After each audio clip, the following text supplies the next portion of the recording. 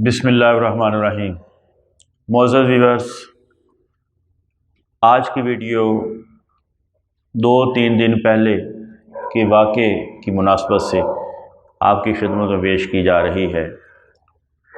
میرے ایک دوست ہیں، میرے پی ایچ ڈی کے کلاس فیلو ہوا کرتے تھے۔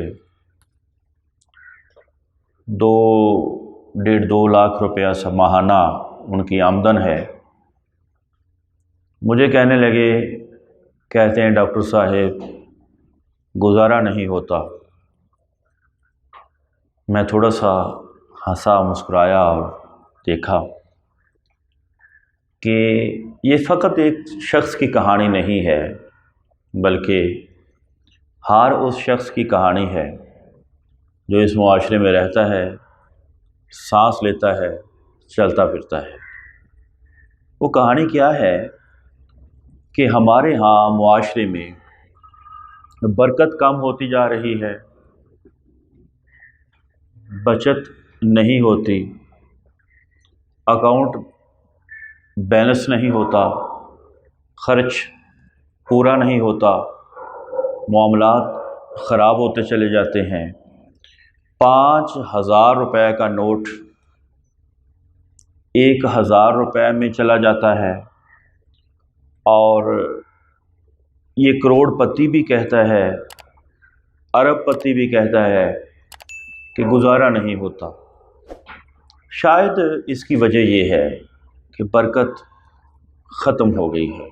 اس کی وجہ یہ ہے کہ جہاں ایک طرف ایک شخص کی یہ صورتحال ہے، تو دوسری طرف ہمارے فلاحی ادارے، ہماری فری ڈسپنسریاں، ہمارے فری تعلیمی ادارے، ہمارے اسکول، ہمارے فری تندور، فری دسترخوان اور مفت دوا دینے کی دواخانے آہستہ آہستہ ہمارے سامنے بنتے ہیں، اور اسی آہستہ آہستہ تیزی کے ساتھ ختم ہو جاتے ہیں۔ اس کی وجہ صرف 2 چیزیں ہیں۔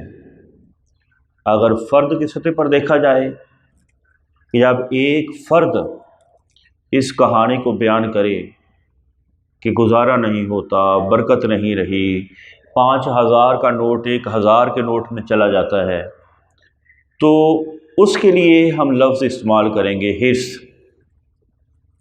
اور اگر ایک ادارہ، ایک فلاحی سینٹر، ایک رفاہی مرکز یہی شکایت کرے، تو اس کے لیے ہم بھیک کا لفظ استعمال کریں گے۔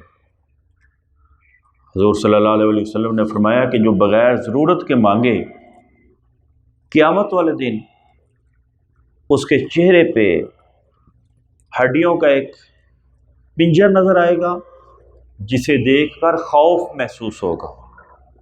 بغیر ضرورت کے نہیں مانگنا چاہیے۔ لہذا مہنگائی اپنی جگہ پر، مگر ہمیں ذاتی طور پر اور اداروں کو اجتماعی طور پر یہ مان لینا چاہیے کہ حرص اور بھیک اور چندے یہ ہماری زندگیوں میں داخل ہو چکے ہیں۔ یاد رکھیے، جب تک حرص ختم نہیں ہوگی، چندے اور بھیک کا نظام ختم نہیں ہوگا، اس وقت تک برکت نہیں آ سکتی، اس وقت تک اداروں کی عمر طویل نہیں ہو سکتی، مستقل نہیں ہو سکتی۔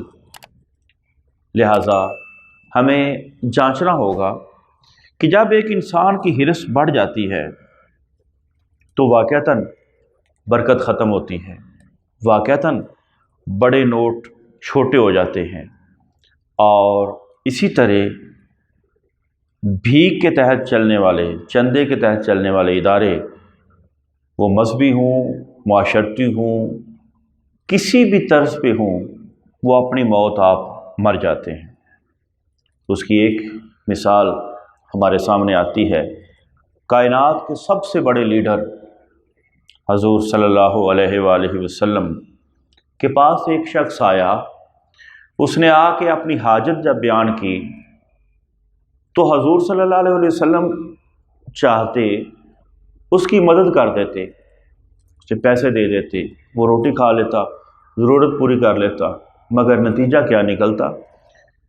وہ سست ہو جاتا، وہ پیسے کھانے کے بعد کسی اور کے پاس جاتا، پھر وہاں سے ضرورت پوری کرتا، پھر کسی اور کے پاس جاتا، نتیجتاً اس کی زندگی میں خوشحالی پیدا نہ ہو سکتی۔ مگر حضور صلی اللہ علیہ وآلہ وسلم نے اسے کمبل اور پیالہ نیلام کرنے کا حکم کیا۔ کمبل اور پیالہ نیلام کرنے کے بعد حضور صلی اللہ علیہ وآلہ وسلم نے کلہاڑی خریدی اور اس کے اندر ایک دستہ ڈال کر اسے کہا کہ بھئی جنگل میں جاؤ، لکڑیاں کاٹو، بیچو، اپنا اور بیوی بچوں کا پیٹ پالو۔ یہ وہ فلسفہ نبوی ہے جس نے ہمیں تعلیم دی کہ اگر آپ اپنی حالت کو مستقل تبدیل کرنا چاہتے ہیں تو پھر آپ کو پروڈکٹ تیار کرنا ہوگی، محنت کرنا ہوگی، اپنے مستقل ذرائع آمدن پیدا کرنے ہوں گے۔ تو اس شخص کے حالات بھی بدلے۔ اب سوال یہ پیدا ہوتا ہے کہ اگر بھیک دینے سے، چندہ دینے سے ایک شخص کے حالات نہیں بدل سکتے تو پورے ادارے کے حالات کیسے بدل سکتے ہیں؟ جو لوگوں کی ضروریات کو پورا کرتا ہے، جو بہت زیادہ محتاجوں کو سالانہ بنیاد پر، ماہانہ بنیاد پر مدد فراہم کرتا ہے، کیسے بدل سکتے ہیں؟ کبھی نہیں بدل سکتے۔ کیوں؟ اس لیے کہ سنت نبوی سے ہمیں یہ چیز ملتی ہے کہ کلہاڑی اور دستے کا جو فلسفہ ہے اس کو اپنانا چاہیے، اور ہمارے 90% فلاحی ادارے چندے پر چلتے ہیں۔ ویلفیئر کی انتظامیہ روزانہ کی بنیاد پر مخیر حضرات کے پاس جاتی ہے، جھولی پھیلاتی ہے، اور حاجی صاحب اور میاں صاحب اس جھولی کے اندر اپنا حصہ ڈال دیتے ہیں۔ وہ پیسے اکٹھے کرنے کے بعد غرباء میں تقسیم کرتے ہیں۔ اس کا نتیجہ کیا ہوگا؟ اس کارروائی کا، پوری کارروائی کا نتیجہ کیا نکلے گا کہ اگلے سال غرباء اگر 10,000 روپیہ مہینے کا لے رہے ہیں اس ادارے سے، تو اگلے سال مہنگائی کی وجہ سے، برکت نہ ہونے کی وجہ سے، ہرس کی وجہ سے وہ 10,000 20,000 میں تبدیل ہو جائے گا۔ یعنی جن کی ہم مدد کرتے ہیں ان کو ڈبل پیسے دیں گے تو پھر جا کے ان کے گھر کا نظام چلے گا۔ اسی طرح اگر مخیر حضرات ہیں تو ان کو تلاشنے کے لیے بھی فلاحی اداروں کی انتظامیہ مختلف مخیر حضرات کو تلاش کرے گی، ڈھونڈے گی، نئے تلاش کرے گی، اور پھر ان سے پیسے لے گی اور پھر غرباء میں تقسیم کرے گی۔ یہ ایک لاہ عمل ہے۔ اس کے مقابلے میں دوسرا لاہ عمل جو کائنات کے سب سے بڑے لیڈر نے دیا وہ کیا ہے؟ وہ کلہاڑی اور دستے والا وہ فلسفہ ہے جو آپ نے ایک صحابی کو دیا، اور اس کے حالات بھی بدلے، اور نہ صرف اپنے حالات بدلے بلکہ اس کے ساتھ ساتھ اس کے بیوی بچوں کے، خاندان کے، پوری فیملی کے حالات بہتر ہوئے۔ اور اس سے ایک بات یہ ثابت ہوئی کہ ہمیں اپنی اپروچ کو بدلنا ہوگا، ہمیں کلہاڑی اور دستے کے فلسفے پر عمل کرنا ہوگا۔ اور اس کی سب سے بڑی مثال لاہور کا گنگا رام ہسپتال ہے۔ سر گنگا رام نے جب ہسپتال بنایا تو مفت مریضوں کا علاج شروع کیا۔ نتیجہ کیا نکلا؟ وہ پیسہ کہاں سے آتا تھا؟ چندے سے نہیں چلتا تھا، مخیر حضرات کی مدد پیسے کی صورت میں نہیں چلتا تھا۔ बल्कि सर गंगाराम ने क्या किया कि हस्पताल के नाम पर प्रॉपर्टी खरीदी, उस प्रॉपर्टी का किराया जितना भी इकट्ठा होता वो सारे का सारा हस्पताल के निज़ाम को चलाने के लिए वक्फ हो जाता। और जब लोगों ने देखा कि मुफ्त इलाज होता है तो कुछ मुखय्यर हजरात खुद सर गंगाराम के पास आए और आकर कहने लगे कि हम हस्पताल की मदद करना चाहते हैं, कुछ पैसे देने की पेशकश की। तो सर गंगाराम ने उनको मशवरा दिया कि भाई भीख से इदारे नहीं चलते, चंदे से इदारे नहीं चलते। आप क्या करें, आप जितने पैसे मुझे देना चाहते हैं उन्हीं पैसों की एक दुकान ख़रीदें और वो हस्पताल के नाम कर दें, और उसकी आमदन जो है वो हस्पताल को मिलती रहेगी और इस तरह गरीबों का इलाज मुफ्त होता रहेगा। अगर कोई मकान है तो वो उसके नाम वक़्फ़ कर दें। इस तरह आपकी तरफ से जो सदका है वो सदका जारिया बन जाएगा। गोया कि ऐसे इदारे जो चंदे से चलने वाले हैं उनकी उम्र थोड़ी होती है बनिस्बत उन इदारों के जो कि तजारती मुनाफा पर चलते हैं।